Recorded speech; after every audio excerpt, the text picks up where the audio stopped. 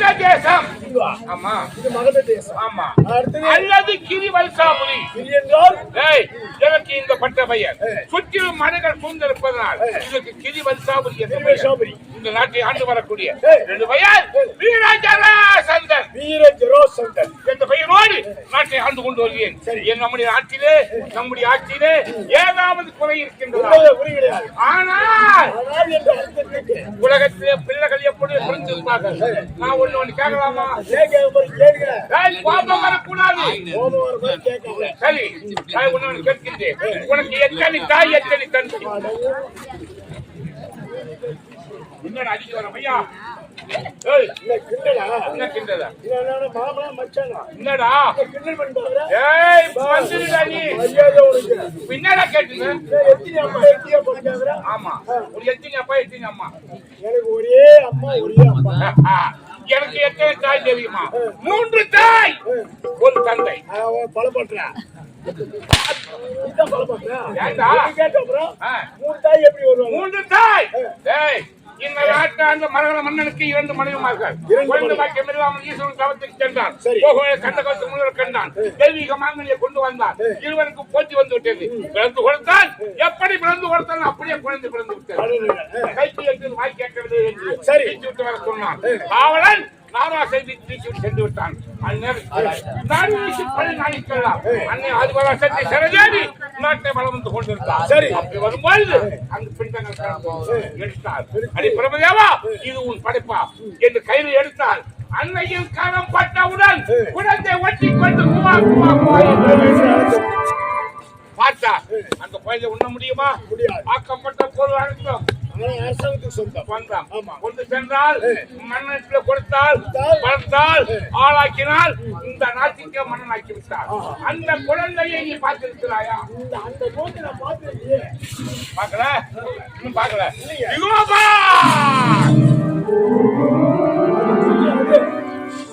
நான் தான் அந்த குழந்தை. நான் தான். இப்ப 3 தாய் எப்படின்னு என்னை பெற்ற மகள் 2 தாய். எனக்கு உயிர் கொடுத்தது ஆதிபராசக்தி. 3 தாய் சரதேவி. இப்ப 3 தாய் புரிகிறதா? இந்த பெயரோடு நாட்டை ஆண்டு கொண்டு வருகிறேன். ஆனால் என் மனதிலே ஒரு எண்ணம், அன்னையாய் உயிர் கொடுத்து நாட்டை ஆளக்கூடிய ஜராசந்தன் மகத தேசத்தை முற்றம் ஆள்வதா? இந்த உலகையே நான் ஆள வேண்டும் என்று எண்ணம். அதனால் நான் எழுத்தம் செய்ய போகிறேன். அன்னையை நோக்கி தவத்தை செய்து அன்னையின் அருளை பெற்று வரத்தை பெற்று உலகை ஆளப் போகிறேன். பூஜைக்கு உண்டான வேலைகளை செய்யலாம். உத்தரவு கொண்டு வா. அம்மா தாயே, ஆதிபராசக்தி தாயே, அகிலாண்ட கோடி பிரமாண்ட நாயகியே, அம்மா அம்மா ஓம் ஜெகதம்பா கருணை.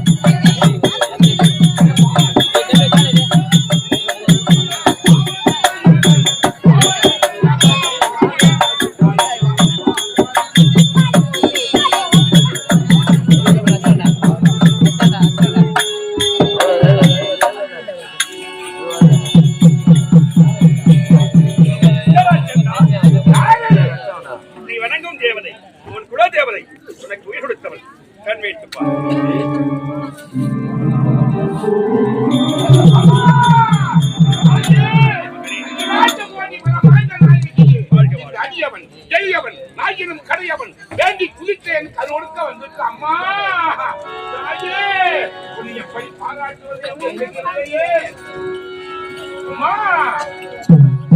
தாயே, உங்களை காண வேண்டும், உங்கள் அருளை பெற வேண்டும் என்பதற்காகவே கற்பகோடி காலம் தவத்தை செய்தேன். நான் உங்களால் உயிர் பெற்ற மகன் அல்லவா இந்த ஜராசந்தன். தாயே, அம்பிகையே, ஈஸ்வரியே,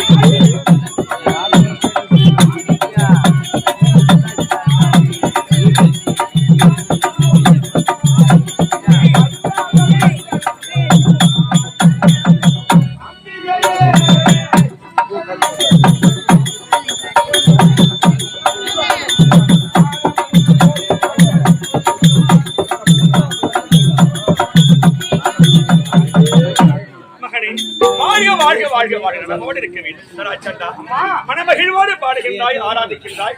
இருந்தாலும் உன் திருமுகத்தை பார்க்கும்போது ஏதோ பரிவர்த்தனை காட்சியளிக்கிறது. என்ன சொல்வது தாயே? தங்கள் அருளால் நான் உயிர் பெற்றவன். உங்களுடைய மகன், உங்களுடைய மகனாகி இந்த ஜராசந்தன் பெருமையோடும் கீர்த்தியோடும் புகழோடும் வாழ வேண்டும். கண்டிப்பா வாழ்க. தங்களுக்கு பெருமை, எனக்கும் பெருமை, எனக்கும் பெருமை. அதனால்தான் தாயை உன்னை அழைத்தேன். அப்படி பெருமையோடு கீர்த்தியோடு புகழோடு வாழ வேண்டும் என்றால் வர வேண்டுமா? என்ன சராச்சந்தா, என்னால் அருள் பெற்றவன், உயிர் பெற்றவன், என் துணை எப்போதும் உனக்கு இருக்கும். ஏன் வரத்திற்கு ஆசை வந்து விட்டது? தாயே, நான் வாழ வேண்டும் என்றால் வரமில்லாமல் வாழ நலமோடு வாழ்வாய் அப்பா, என்னுடைய பிள்ளை நீ. ஐயோ, அப்படி அல்ல தாயே, நான் வாழ வேண்டும் என்றால் தங்களுடைய சக்தியால் எனக்கு வர வேண்டும். ஓஹோ, வயது இருக்கும் வரை எனக்கு ஆபத்து வராது. இந்த வயது குன்றி முதுமை அடைந்து விட்டால் ஆபத்து வரும். எதிரே தோன்றுவார்கள், அழிந்து போவேன். ஆனால் தாயே, இருந்தாலும் எனக்கு நலமோடு வாழ வேண்டும் என்றால் எனக்கு வர வேண்டும் உங்கள் பிள்ளைக்கு என்று ஆசையோடு கேட்கின்றாய். சரி, எவ்வளவு சொல்லியும் உனக்கு மனம் மாறவில்லை. சரி, இருந்தாலும் பரவாயில்லை, என்னுடைய பிள்ளை என்ன வர வேண்டும்? நீங்கள் உலக மக்களை காக்கக்கூடியவர்கள். உண்மைதான், உலகத்துக்கு தாய். என் ஒருவனுக்காக நீங்கள் காத்துக் கொண்டிருக்க முடியுமா? அதனால் சக்திக்காக வரம் கேட்கு. வரம் பெற்றுவிட்டால் என் துணை உனக்கு தேவையில்லை. என்ன வர வேண்டும்? தாயே, நான் அப்படி வாழ வேண்டும் என்றால் அம்மா, நான் என்ன சொல்றது அம்மா, என்ன வரம் தெரியுமா? பயமா இருக்குது தாயே. வரங்கேல பயம் இருக்கு. கேட்கக்கூடிய வரம் அப்பேற்பட்ட வரம். இந்த வரமா? ஆம் தாயே. என்னையும் அறியாமல் அப்படி வரம் இருக்கிறதா? ஆம் தாயே. என்ன வரம்? நான் வாழ வேண்டும் என்றால் அம்மா, எனக்கு அஷ்டமா சித்தி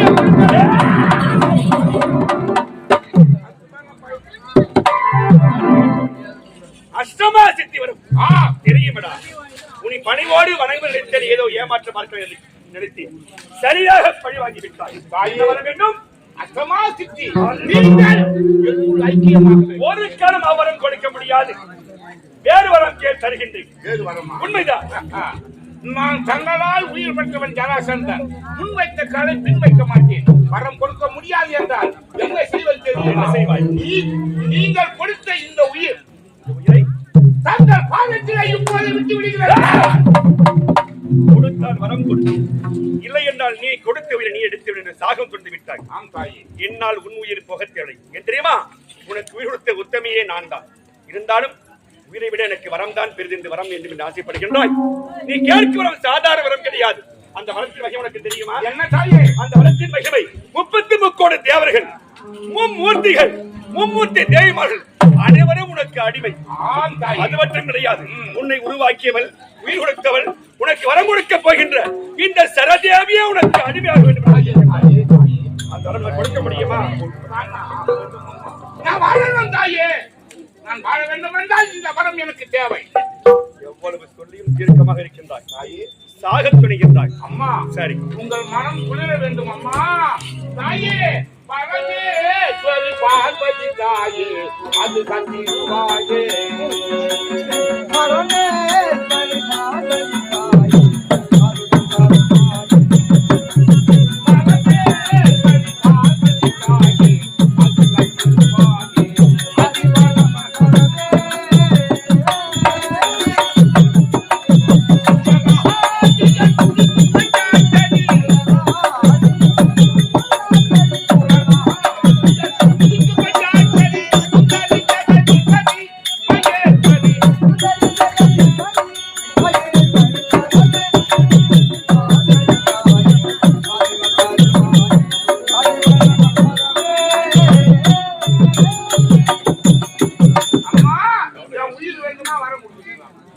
எனக்கு தேவையில்லை. நீ கேட்ட வரத்தை இப்ப அல்படுக்கின்றேன். நீ கேட்டாய அஷ்டமா சித்தி வரும். அந்த வரத்தை உனக்கு இப்போ அல்படுத்தி பெற்றேன். ஓம் நமச்சிவாய. ஆனால் ஒன்று அம்மா, இதெல்லாம் அம்மா எல்லாமே அடங்கியிருக்கிறது. ஆனால் என்று சொன்னால் அதுக்கு அர்த்தங்கள் ஆயிரம். கண்டிப்பாக அம்மா அந்த வரத்தை கொடுப்பதால் ஆனால் என்றால் என்ன அர்த்தம்? இந்த வரம் ஒருவன் பெற வேண்டும் என்றால் அவனுக்கு அனைத்து சக்தியும் திறமும் ஆண்மை பலமும் இருக்க வேண்டும். ஆமா, அப்படிப்பட்ட ஒரு வீரனால் தான் இந்த வரத்தை பெற முடியும். அப்படிப்பட்டவனுக்கு வீரம் பலம் பராக்கிரம் சொல்லக்கூடிய ஆன்மீக உள்ளம் உனக்கு இருக்குமாறு சோதித்து பார்க்க வேண்டும். அதனால் நான் என்ன செய்யணும்? இந்த வரம் உனக்கு சித்தியாக வேண்டும் என்றால் நீ எனக்கு ஒரு யாகம் ஒன்று செய்ய வேண்டும். யாகம் என்றால் என்ன யாகம் அம்மா? எத்தனை யாகம் இருக்கிறது? ஆமா, அஸ்வமேத யாகம், உத்தரகாமேஸ்வரி யாகம், ஆமா, அதாவது சொல்லக்கூடிய யாகங்கள். அதெல்லாம் கிடையாது. நீ எனக்கு கொடுக்க வேண்டியது நரமேத யாகம். எனக்கு நரபலிகள் கொடுக்க வேண்டும். நரபலி அதாவது மனித உயிர்களை கொடுக்கணும். கண்டிப்பாக இந்த நாள்ல இந்த கலியுகத்துல கெட்டு போய் கிடக்கின்றது. எத்தனையோ பேர் வேலை இல்லாம தின்னுட்டு சுத்தி வரானுவோ, கண்டுபிடிச்சு கூட அந்த ஒவ்வொருத்தரும் வெட்டி பூரா சுத்தரனை கொண்டு வந்து எனக்கு வேடு போடுற. சும்மா சுத்துற நல்லவன கிடையாது. ஆமா, சுத்தரம் பூரா கெட்டவனா? ஆமா, உழைக்கணும் வாழணும், அவன் தான் நல்லவன். அப்படி குடும்பத்தை கெடுக்கக்கூடியவனு இருக்கக்கூடாது. அப்படிப்பட்ட பிள்ளைகளுக்கு எப்பேற்பட்ட பலி? அழகான கிராமம். ஏன்னா ஒரு கிராமத்தில் ஒரு தேவதை வாய்ப்பது மிகவும் கொடுத்து வைத்திருக்க வேண்டும். கண்டிப்பாக செல்லியம்மன் ஒரு சாதாரண கிராம தேவதையே கிடையாது. செல்லியம்மன், இந்த அங்காளம்மன், சரதேவி, ரேணுகா தேவி, இந்த சரராட்சசி, அனைத்து சக்தியும் ஒரு சக்தி வாய்ந்த சக்திகள். சக்தி ஒன்று சமயம் 16 என்று சொல்வார்கள். அப்படிப்பட்ட செல்லியம்மன் கிராமத்தில் இருக்குன்னா இந்த ஊரும் பெயரும் கொடுத்து வைத்திருக்கிறது. கண்டிப்பாக அப்படிப்பட்ட அழகான ஒரு கிராமம் புதுப்பேட்டை. அழகான கிராமம். இந்த கிராமத்தில் குலதேவதை கிராம தேவதை செல்லியம்மனுக்கு, மகாசக்தி மாரியம்மனுக்கு அழகான உற்சவம். அது மட்டுமே பார்த்தாயா, வீரத்தில் சிறந்தவன், சஞ்சீவிராயன் பட்டம் பெற்றவன், ராம தூதன், ராவண சம்ஹாரம் முடித்த குணாகிருந்த ஆஞ்சநேய பெருமாள். அப்படிப்பட்ட ஆலயம் இந்த கிராமத்தில் வீற்றிருக்கின்றது. இதெல்லாம் ஒரு வாய்ப்பு, ஒரு பெரிய விஷயம். நாராயணன், ஈசன், செல்லியம்மன், ஆஞ்சநேயன், இப்படிப்பட்ட எந்த கிராமத்தில் சக்தி வாய்ந்த சக்தி இருக்கிறதோ அந்த சக்திகள் உண்மையிலே அந்த கிராமத்துடைய ஆன்மீக உள்ளம் கொண்ட அழகான கிராமம். உண்மை உண்மை உண்மை. நம்ம கிராமத்திற்கு இந்த கிராமத்திற்கு அழகான ஒரு வாய்ப்பு. எனக்கே ஆச்சரியமா இருக்குது அம்மா. ஏனென்றால் நம்ம தென்னாட்டு நாடக சங்கம். ஆமா, இது வடநாடு. இங்க வந்து நாவல் சரியா நடத்துவாங்க. இங்க போய் இந்த கதையை வைக்கிறாரா எங்க ஓனது அப்படின்னு நான் நினைச்சேன். நான் இல்ல அவங்களா கேட்ட காவியம் தான். ஆமா, அதை சென்ற மாதம் வெங்கடேஸ்வரம் வந்தோம். அங்க இந்த நாடகத்தை வைத்து அழகு பார்த்தார்கள். இது பாரதத்தில் ஒரு பகுதி தான். இது ஆமா, சராசந்தன், சிசுபாலன் பதை. இருந்தாலும் எல்லாருமே நாவலை கண்டு ரசிக்க மாட்டாங்க. ஆமா, புராணங்களும் பார்க்க வேண்டும், இதிகாச நாடகம் பார்க்கின்ற உள்ளங்கள் இருக்கும். ஆமா, அப்படிப்பட்ட ஆன்மீக உள்ளம் படைத்த அழகான கிராமம். ஆட்சிய பெருமா இருக்குன்னா கண்டிப்பா ராமகாவியத்தில அந்த மகாபாரத்தில் கண்டிப்பாக அந்த எண்ணம் இருக்கும். இப்ப நாடகம் ஆரம்பிக்கிறது பேசிக்கிறாங்க, வாடி மோட்சம் தான் நாடகம் வைக்கணும், வேற நாடகமே வைக்க கூடாது அப்படின்னு சொன்னாங்க. உண்மையிலே பெருமையாக இருந்தது. அப்படிப்பட்ட கிராம பகுதியில வாடி மோட்சம் கேட்கறான ஒரு பெரிய விஷயம். கண்டிப்பாக சென்ற ஆண்டு வெள்ளேசப்பட்டுக்கு வந்தோம், புரட்டாசி 3ஆம் தேதி. அங்கு ஆடியது வாடி மோட்சம். இந்த ஆண்டு வந்து சித்த நாடக மோட்சம். அதே போன்ற கிராமத்தை இந்த புதுப்பேட்டையில் பார்க்கிறது. அந்த வெங்கடேசபுரத்திலையும் அந்த காவியத்தை அழகா சிறப்பாக பார்த்தார்கள். வாடி மோட்ச ராம காவியத்தையும் பாரத காவியத்தையும். அப்படிப்பட்ட கிராமமும் இருக்கின்றது. எல்லாரும் கூட நம்ம நாவல்ஸ் நிறைய காமெடி பண்ணும்போது சொன்னாரு, என்னங்க காமெடியே பண்ணிட்டு போறீங்க, நாங்க புராணமா நாவல்ஸா கேட்டாங்க. இல்லைங்க, ஒரு என்டர்டைன்மெண்ட்டுக்கு பாதி வரைக்கும் ஒரு நாவல்ஸ் மாதிரி போவோம், அதுக்கப்புறம் பிராணம். இனிமேல் தான் பிராணம் தொட போகின்றது. அது இப்ப பகவான் வருவாரு, தர்மர் வருவாரு, பீம் வருவாரு, பாஞ்சாலி எல்லாம் வருவாங்க இல்லையா? நாராயண வராது. ஆமா, அப்படிப்பட்ட ஒரு காவியம் தான் இந்த காவியம். எங்களுக்குள்ளே அழைப்பு கொடுத்து இந்த புண்ணிய கஷேத்திரத்தில் இப்படிப்பட்ட அழகான காவியத்தை அழகு பார்க்கின்ற இந்த விழாவை செய்கின்ற தலைவர், தர்மகர்த்தா, நாட்டாண்மைகள், அன்பு இளைஞர் பெருமக்கள், அன்பே உருவான என்னுடைய சக்தி நம்சம் கொண்ட தாய் உள்ளது. அனைவரும் ஒன்றாக சேர்ந்து இந்த தரதேவி இந்த மகாகாளிக்கு செல்லியம்மனுக்கு 100 மணிகாணிக்கும், என்னோடு நத்திரமாடியவள் மயானக்காளி அந்த அம்பாளுக்கும் 100 மணிகாணிக்கை வழங்கி இந்த கிராமம் என்பதிலும் சிறப்பு போங்கி நீண்ட ஆயுள் பெற்று என்னோடு நினைந்து வாழ வேண்டும். நமச்சிவாயம். அதனால் அப்படிப்பட்ட இந்த நீ கேட்பது 100 நரபலி கேட்டேன். 100 நரபலி. இப்படிப்பட்ட சாதாரண என் பிள்ளையை நான் பலி கேட்கிறேன். வேறு யாரை? நான் கேட்கும் நரபலியே வேறு. அது மொத்தம் 100. எனக்கு 100 நரபலி கொடுக்க வேண்டும். எப்படி நரபலி? இப்படிப்பட்ட சாதாரண பிள்ளை கிடையாது. ஒவ்வொரு நாட்டையும் ஆளக்கூடிய உன்னை போன்று என்னை போன்று மணிமகம் தரித்த மன்னனாக இருக்க வேண்டும். அப்படி 100 நாட்டு மன்னரை கொண்டு வந்து எனக்கு பலியிட்டால் நீ கேட்டாயே அஷ்டமா சித்தி வரம், இந்த வரம் உனக்கு அப்ப சித்தியாகும். அதில் ஒரு பலி குறைந்தாலும் சரி, 100வது பலியாக உன்னை ஏற்பட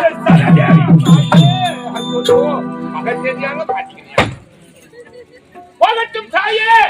தாய்க்கு மகன் செய்யக்கூடிய கடமை அது. என் உயிரை கொடுத்தாவது அந்த காரியத்தை நான் முடித்தேன். அம்மா, 100 முடிவிழந்த மன்னர்களை கொண்டு வந்து பலி கொடுக்கணும். கண்டிப்பாக சாதாரணம் கிடையாது. அப்படி செய்ய வேண்டும் என்றால் அம்மா, உன் பிள்ளைக்கு, உன் மகனுக்கு உங்க சக்தி வேணும். நரபலி கொடுக்கும் என் சக்தி வேணுமாடா? இருந்தால்தான் அவங்களை நீங்க தான் பிறகு தெரிஞ்சவங்கடா. நீங்க தாயே தாயே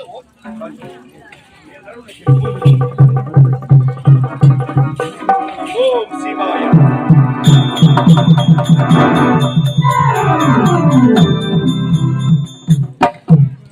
ஆகட்டும் தாயே. வீரவாளை வீரஜாட்சி இன்றிலிருந்து 48 தினங்களுக்குள்ள ஒரு மண்டலம் நரமேதையாக யாகத்தை நான் செய்து முடிக்க வேண்டும்.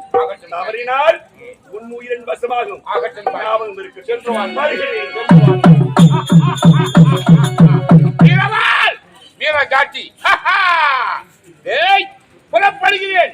100 முடிவுள்ள மண்ணை கொண்டு வந்து சிறைச்சாலையிலே அடைத்து கடைசியாக அனைவரையும் ஒரே பலி கொடுக்கின்றேன்.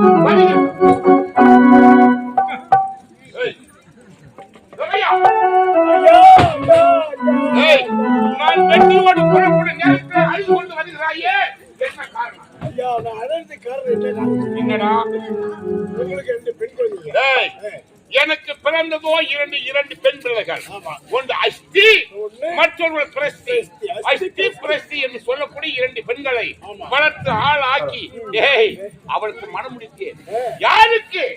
என்னை போல் சலுகைகள் பலம் பொருந்திய வடமதுரை மாமன்னன் கம்ச பூபதிக்கு மனம் செய்து கொடுத்தேன். என்னடா இருக்கு? கம்ச பூபதி கொடுத்தீங்கல்ல? ஆமா. உங்க மருமகனை கொண்டுட்டாங்க ஐயா.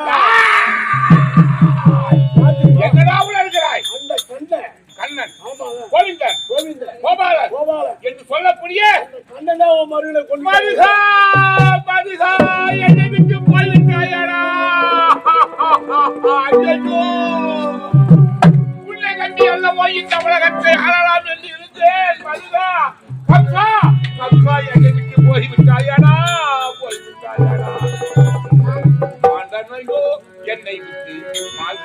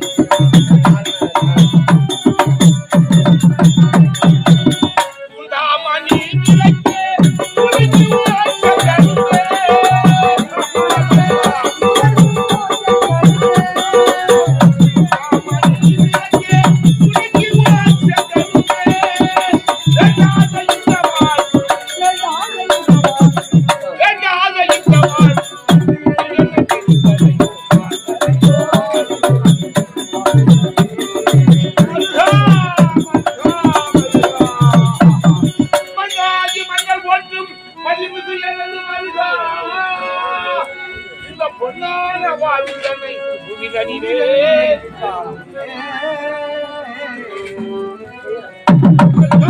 உந்தன் உஜாபலம் ஒழிந்ததோ கண்ணனிடம்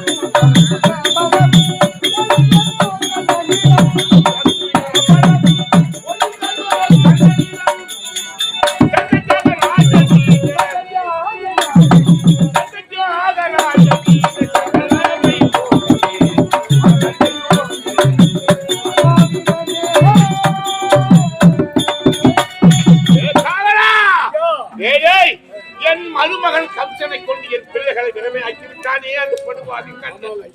ஏய், நான் சும்மா விடுவேனா? பழிக்கு பழி, ரத்தத்துக்கு ரத்தம், கொலைக்கு கொலை. ஏய், என் மருகனை கொண்டு என் பிள்ளைகள் தாலி அவார்த்தான் அல்லவா? அதே போல் அந்த கண்ணனை நாம் கொண்டு அவன் மனைவியின் தாலியை நாம் பார்க்கிறோம். அதனால் நம்முடைய படைகளோடு வடமதுரை நோக்கி புறப்படுவோம்.